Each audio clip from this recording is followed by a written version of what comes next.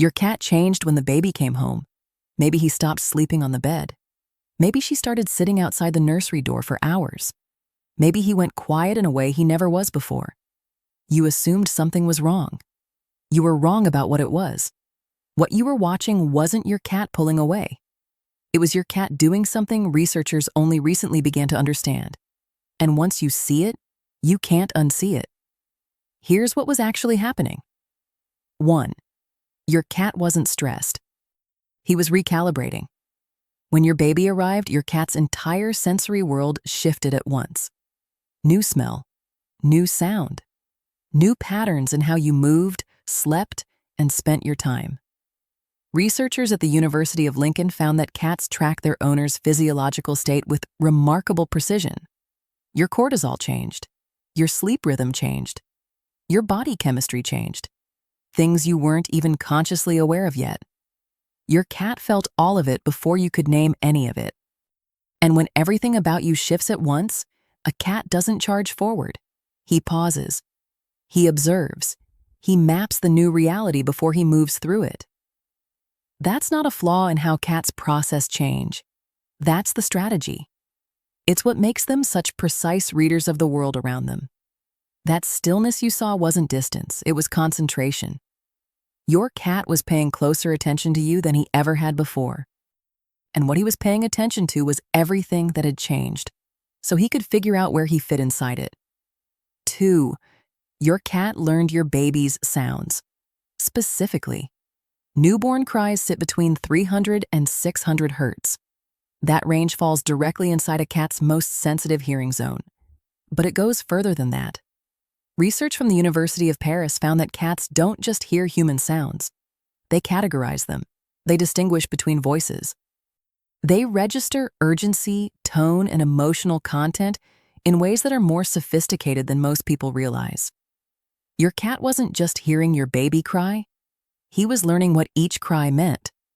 The difference between a fuss and a real cry. The difference between the sounds that meant everything was fine and the sounds that meant something needed attention. That's why so many mothers report the same thing without ever comparing notes. The baby stirs in the middle of the night. There's barely a sound, not even a full cry, and the cat is already awake, already alert, already sitting up or moving toward the nursery door. Before you are. Before you've even opened your eyes. People hear that and call it coincidence. It isn't. That is your cat having learned your baby as an individual, building a relationship with her before she could do anything at all. 3. The sniffing wasn't curiosity. It was acceptance. Your cat sniffed the baby's blanket, the bassinet, maybe the baby's head, and you watched carefully, not sure if you should intervene. Here's what was actually happening in that moment. Cats map their social world through scent. John Bradshaw, one of the leading researchers in domestic cat behavior, has documented how cats build their internal model of who belongs and who doesn't almost entirely through olfactory information. Scent is how they define family. Scent is how they define safe. Your scent is all over your baby. And your cat has spent years, however long he's lived with you, learning that where your scent is, safety is. The two things are inseparable in his mind. When your cat leaned in and sniffed your baby slowly and deliberately, he was running a comparison, checking what he already knew against this new information. And when he walked away calmly afterward, that wasn't indifference. That was a verdict. He checked. He cross-referenced. He concluded, this one belongs here. Your baby was accepted into your cat's social world in those first quiet days, before she could smile, before she could reach, before she even knew he existed. And if this is already changing how you see those early weeks, take a second and share this video. There's another mother out there carrying the same doubt you felt. She needs to hear that the science is on her side. 4. The rubbing wasn't random, it was a declaration. Did your cat rub his face against the baby's things? The stroller. The blanket left on the floor. The edge of the bassinet after you set it up. That behavior has a name. Facial marking. And it is one of the most deliberate, intentional things a cat can do. Bradshaw's research shows that cats have scent glands along their cheeks and forehead. When they rub against something, they deposit their own scent signature onto it. And critically, they only mark things that matter to them. They don't rub against objects they're indifferent to. They don't mark things that fall outside their social world. When your cat rubbed against your baby's belongings, he was making an announcement. He was adding his signature to hers, saying in the only language he has, "This is ours. She is ours. She belongs to the same world I belong to." Your baby was claimed, in the most protective sense of that word, before she ever came home from the hospital. Because your cat had already been living with her scent on your clothes, on your skin, on everything you brought back from appointments. He had already started the process of accepting her. The rubbing was just the confirmation. 5. The purring near the baby wasn't just comfort, it was something physical.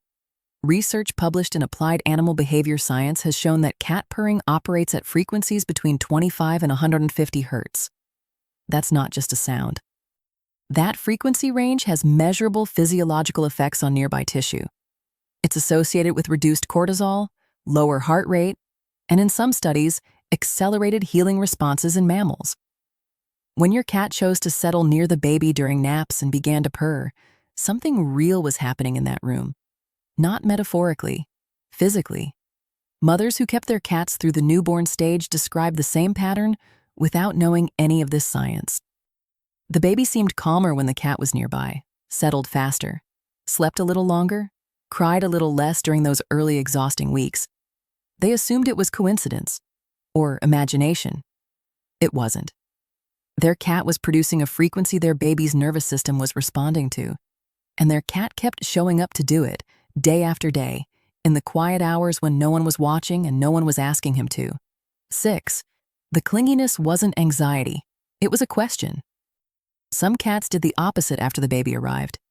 Instead of pulling back, they pushed forward, more vocal than before, following you from room to room, sitting closer than usual, meowing in ways that felt different, more urgent, more frequent. The Journal of Veterinary Behavior has shown that cats are deeply sensitive to disruptions in routine and in the predictability of their owner's behavior. When your schedule changed, when your sleep changed, when the amount of time and attention you could give shifted, your cat registered all of that not just as a change in routine, but as a signal about the relationship itself. He wasn't being difficult. He wasn't jealous of the baby. He was asking you something in the only way he knew how. Are we still okay? The answer he needed wasn't more time. It wasn't longer play sessions or extra treats. It was predictability. Small, consistent moments that told him his place in your life hadn't disappeared, that it had just shifted to make room for one more.